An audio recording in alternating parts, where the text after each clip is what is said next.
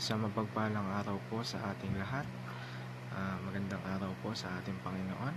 Ako nga po pala si John Robby Medina at ngayong araw po, March 8, 2025, araw ng Sabado, ay samahan po ninyo akong pag-aralan at unawain ang mga salita ng ating Panginoon.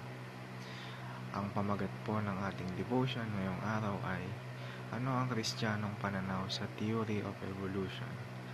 Darwinian Evolution.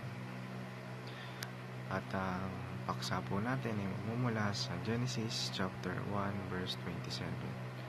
Sinasabi rito, "So God created man in His own image. In the image of God created He him. Male and female created He them." At papunta naman po tayo sa ating katawan ngayong araw. Unang-una dyan, God created science. Sa ikalawa, secular education is not neutral. At ikatlo, Christians must engage in science. At ang pinatutungkulan po ng ating katotohanan ngayong araw na ang Panginoon ang gumawa ng siyensya. Hindi natin pwedeng paghiwalayin yan.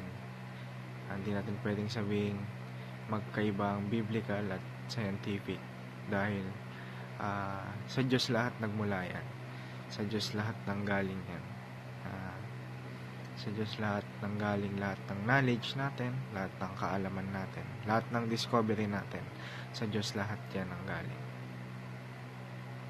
At mapunta naman po tayo sa ating applications ngayong araw. Unang-una, educate our kids on the foundation of knowledge, which is ang ating Panginoon. Sa ikalawa, expose secularism as a religion against God.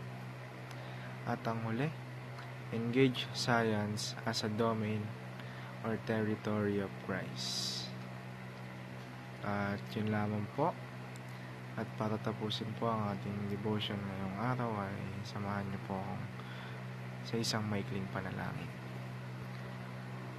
Heavenly Father, You are the source of all wisdom and knowledge. Thank You for creating a world full of wonders that science seeks to understand. Help me to see that true knowledge begins with You. Guide me as I teach the next generation to love both Your word and Your world. Give me courage to expose false ideas that oppose You and wisdom to engage in science as a way to glorify Christ.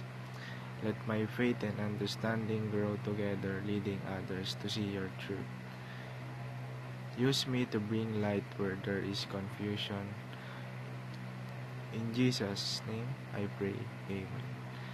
At yun lamang po. Maraming salamat po sa inyong pakikinig. God bless us all.